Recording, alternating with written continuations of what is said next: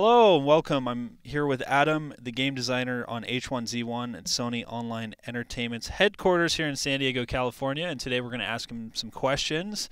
Before I dive into the questions, I am going to set this up with a preface that there are some answers that he may not have because of the state of the build and because of the nature of the development process that they're using. So some questions, specific questions I may have, he may not know the answer to yet because they don't know the answer themselves. So with that being said, Adam, the first question is, when does H1Z1 take place? H1Z1 takes place a few weeks to a few months after the initial event took place, when the affection happened and everything started, going awry.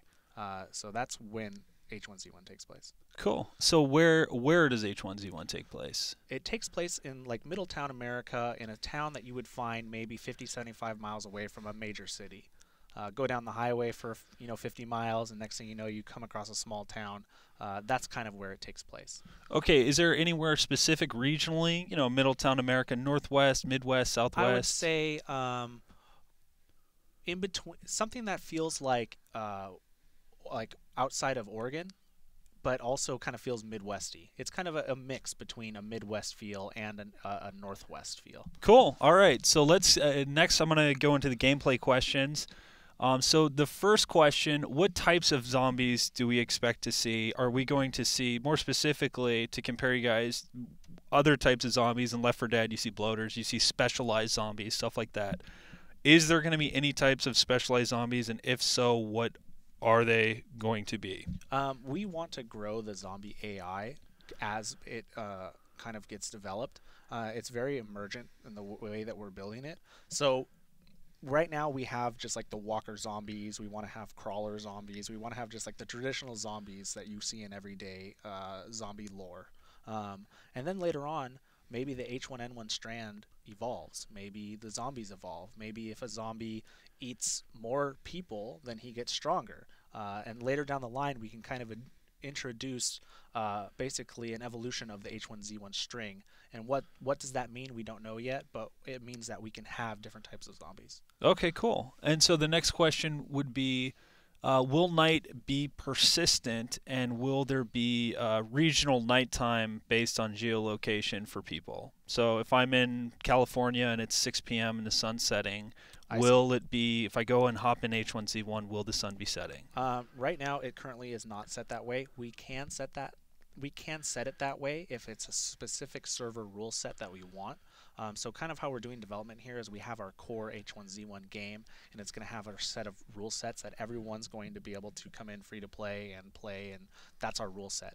Now, our CEO, John Smedley, talked about a system where if people want a specific rule set, like let's say they want persistent night and first-person shooter only, and then we get enough people that vote for that server, and it makes enough sense for us to spin it up, then we'll just spin it up with a new server rule set for that type of game that you want. Okay, cool. So, question leading into servers. What is the capacity that you guys have tested? What's the max capacity you have? I know you're using the PlanetSide 2 tech. Yeah, well, and we've talked about thousands.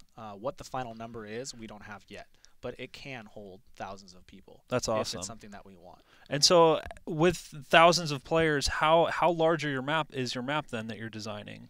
Right now, we haven't nailed down the final specific size of the map, but we do have a size that we're working on, and we want to expand on that as the game grows. We've talked about having it expand as the server grows. So what that means, again, we don't know, but it's something that we're keeping a close eye on. We want to make sure that it doesn't feel like there's a bunch of people on.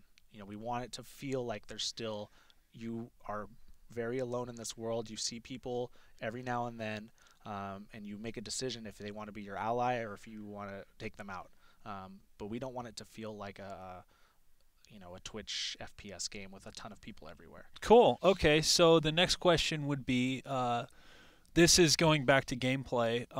Now I can't help to compare you guys to DayZ because it pretty much, in my opinion, started the genre of this, sandbox, multiplayer, open, survival type genre. So my question to you then is, you guys are using the PlanetSide 2 engine.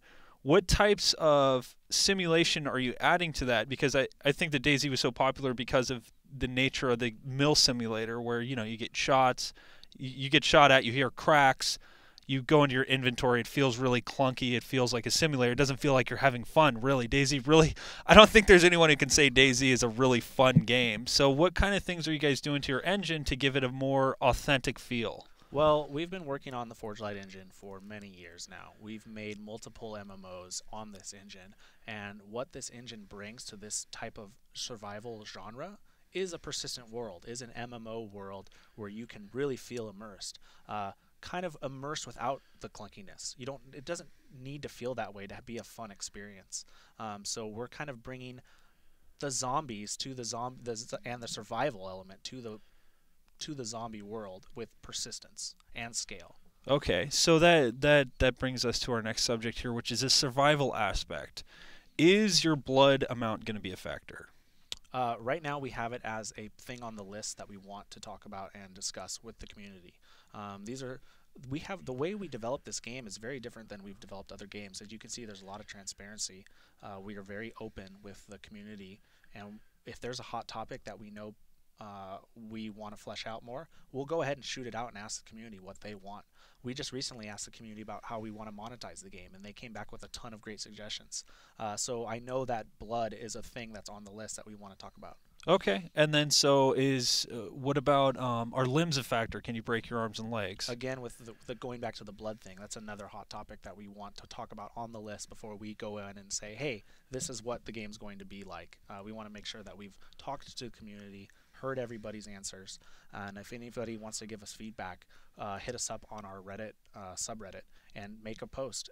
The devs are on there all the time responding and talking, and we have meetings all the time constantly talking about what the players want. Okay, so is there anything set in stone? Is hunger an issue? I mean, you got to eat, right? Right now we have hunger, we have thirst, we have stamina, we have health. Okay. You have to cook your own meat. You have to, we want to make it to where you find a can, you need a can opener to open it, and then, we want it to be very visceral. We want it to feel like you're surviving. So basically, we have the basics in there. Now we're fleshing out like the core, the depth, yeah, the as depth, well. Okay, yeah.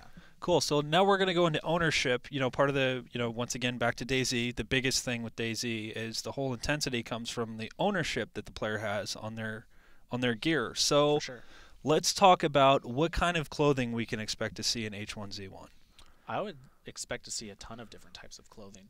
A parka. I don't. To be honest, I don't even know what the artists want to have in the game. They have a huge list of stuff that they would want. Okay. But maybe there you even see player studio stuff. Like if we want the players to create a bunch of jackets, maybe we can get them in there. We're more worried about what does it mean to have a wearable and what does it mean to buy a wearable as a consumable. So we know that we are going to have lots of clothing. Like we want it, and we want to make sure that clothing affects temperature. We've talked about that too. So if there's a clothing piece that affects you for being warm or cold, that's not going to be something that you can just buy with real money. That's a survival element, and all of our survival elements in our game are not going to be purchased. Okay, so back to the player-made stuff. Are you guys going for a Steam release on this? Yes, this is going to be a Steam release on PC.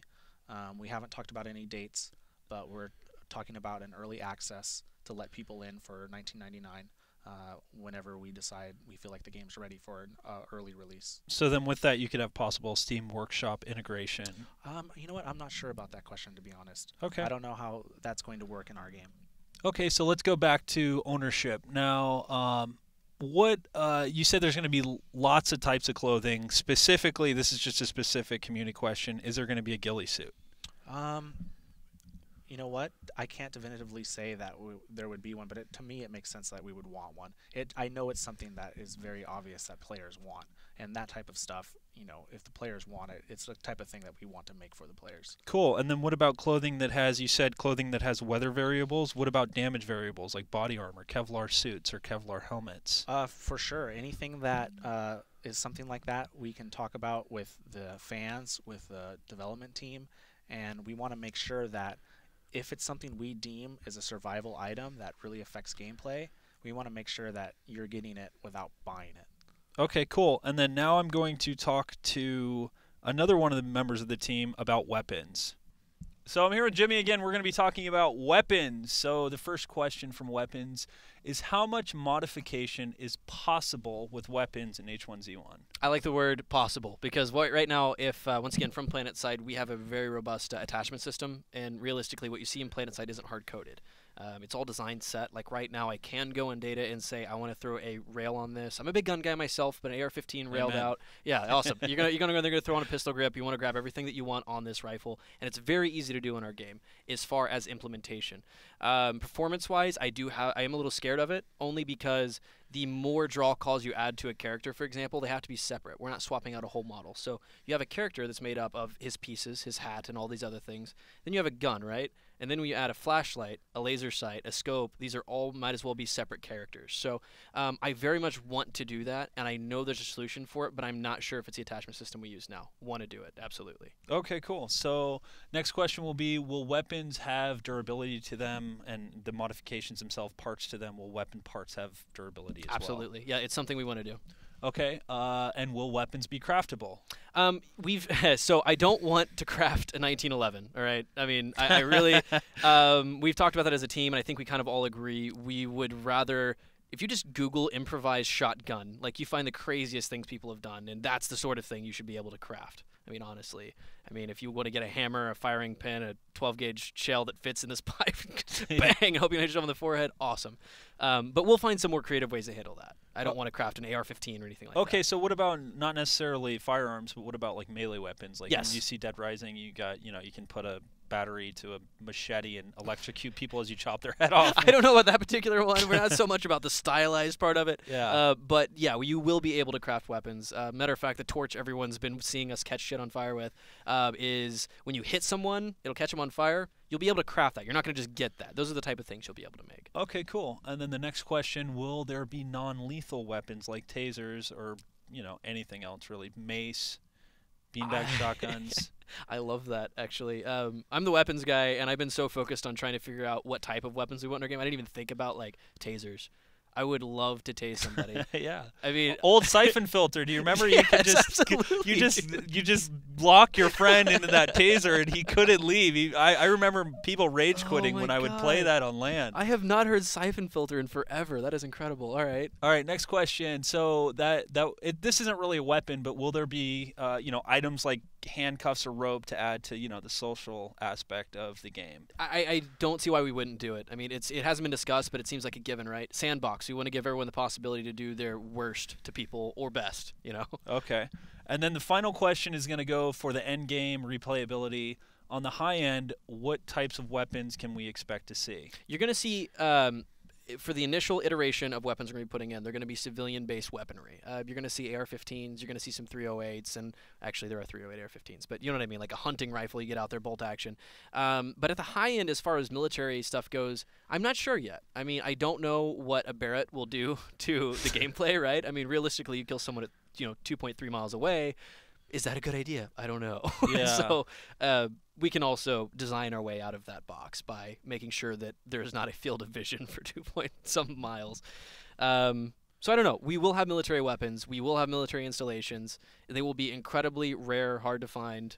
But it would be fun that you've been playing the game for a year and some lucky son of a gun found an M249. He's posted at the top of a hill just mowing people down as they come out of the store. Be pretty cool. Cool. And so just as you were saying, underground bunkers hard to find. Another quick question back relating to gameplay. Are we going to see any procedurally generated random locations? For example, H barriers set up with ammo cache, or as to compare you guys, just DayZ has, random helicopters that procedurally generate around the map randomly. Are we going to see anything like that? Yes. A lot of our stuff, we will be hand placing most of our things so we can at least control the worst case scenarios of this mess, but it will be procedural in the way there might be 1,000 places that a vehicle can spawn, but it will be random in the way that it does. So it'll be at one of those places. We don't want to just kind of like have a system that says must not be tree, must be this. Like we want to make sure we control where they spawn so it makes sense. Okay. I mean, it would be a hilarious bug to see a Jeep spawn on top of a store, but something we like to avoid, right? Okay, so is there any specific installations that we can expect to see? Like comparing you guys once again, I apologize. No, DayZ sure. has helicopter crashes.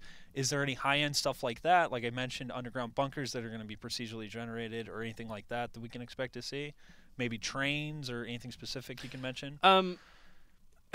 Growing out from Middle America, imagine what you could see there. And I would say things like the fire stations, all that will still exist in our game. It'd be pretty common sense where you find things. Now, as far as these like procedurally generated areas where you might find military installations, I don't know yet. I would really like to see that.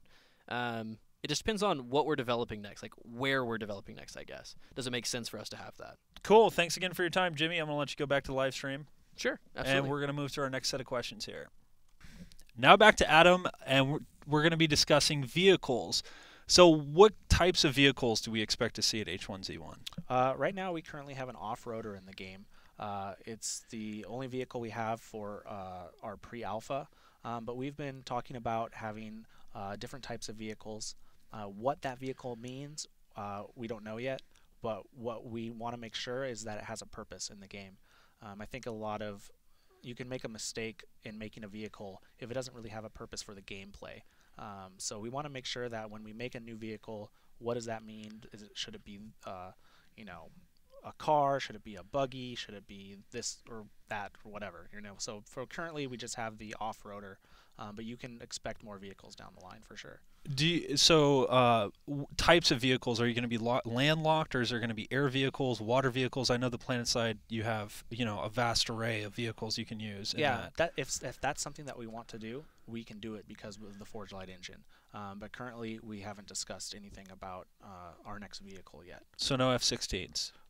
If it's something we want to do. Okay, well at least you're not saying no. Yeah, no. If it's something we think we can do, then the Forge Light engine can do it. Okay, so are vehicles more about vehicles? Is there going to be modifications able to the vehicles? Like, will we be able to see player-made vehicles that they can upgrade parts of it? So crafting's a huge part of the game.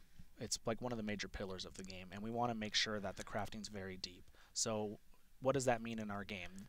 Does that mean that you can find the battery of a car and then charge it, and then find a dead vehicle and then put it in, and find the tires and kind of basically reconstruct a broken vehicle? That would be something that's awesome. It's something that we need to basically figure out for the depth of the crafting that we want. And I know that we want a high level of depth for crafting. So you can expect being able to fix broken vehicles and things like that down the road. Okay, cool. And then so the next question in the high end, well this kind of goes back. You guys don't really know, but do you have a high end set of vehicles planned, like a tank, or the end game, like super rare armored APC driving around, or something like of that nature in the game? So currently that's not on the plan right now for the core of the game. Basically, we're trying to make sure that the core is there for players to have for early access. After early access comes out, that's when we can flesh out what type of vehicles do the players want. We can have the community ask. In PlanetSide 2 we have a tank. It doesn't we can't do it in our game. It just is that what the community wants. We're very, very big on making sure that we keep an open discussion with our players and that they are getting the game that they want. Cool. Okay, so now we're done with the vehicle discussion. Now we're going to talk more about some of the base building. I know a lot of people are interested in the base building. It's not a voxel-based game, but you are going to be able to build objects in the game. And so what kind of materials, I know we've seen some footage of wooden houses, I think, that are being set on fire. What types of materials, aside from wood, can we expect to see? So currently we have wood and metal as a resource, and you can expect to craft things that you can make out of those types of resources. What we can do down the line is add more resources, and the more resources we have, the deeper our crafting system becomes. And so now you can build not just a wood plank, but you might be able to build a steel barricade. Maybe it's like a hurricane level of a barricade that you can put on a wall, and it's just basically indestructible to zombies at least. Right now we're just fleshing out everything that we want in the crafting. And how deep do we want it to go, and that starts with the resources. So we're basically in development with that right now. So you're still in the core. A lot of these questions are really specific. Like are parts of the base Yeah, no, it's destructible? okay. Yeah, no, it's And I understand you guys are in the core. Everything's basically possible. I was just curious if there's any features that you guys say, what we have to have. We have to have a vault, or we have to have safes, or we have to have, a World War II-ish concrete bunker or something like that. I think the definitive answer I can give for we have to have is we have to have a deep crafting system, and that is going to be able to create, to the endless possibilities, nth degree of things that you can create. That's great. That's good. Very excited about our crafting system. So, has there been a discussion on booby trapping your base and some types of, anti-zombie fortification or anti-player fortification? You can actually do a little of that right now. You can create traps for wildlife. You can also create traps for players and zombies, like setting up barbed wire or setting up a zombie trap, like spike traps and things like that. So we have some of it in the game now, but it's definitely something we can add to later. Cool. Again, going back to the crafting system. Okay, cool. And then so now we're going to go to some Facebook questions. This one's asked by Josh Holiday. What makes your game different from everything else out there? Well, I would say the number one thing is the fact that it's a persistent world that this type of genre has never seen before. This type of survival zombie genre is really used to having smaller scale worlds where you can kind of go from server to server, and there isn't a real sense of persistence there. In our game, it's going to be large scale, it's going to be hardcore, and it's going to be on a persistent level where you can actually, with your group of friends, go and find a major point of interest, take it over and hold it, and kind of defend it basically as your own territory. Cool. Okay, so the next Facebook question is from Phil Carpenter. He asks, what is the overall goal for the player? Just survive, or is there a storyline? So right now the overall goal for any player that's playing our game is survival. That is the core of the game, is to survive. We have an overarching storyline, and we have a lot of lore that we're kind of just talking about today. We kind of just introduced some of the lore. It's basically being written by the dev team and by the players. So you will see that lore, the underlying themes throughout the game as like a basically what happened here type of scenario. Cool. Okay, next question. Next Facebook question from Damian Knapp is, will this be on the PS4? Right now we've only talked about Steam and PC. And we've actually, our CEO or president, John Smedley, basically said, DCUO is on the PS4, PlanetSide 2 is coming to the PS4, and we're Sony.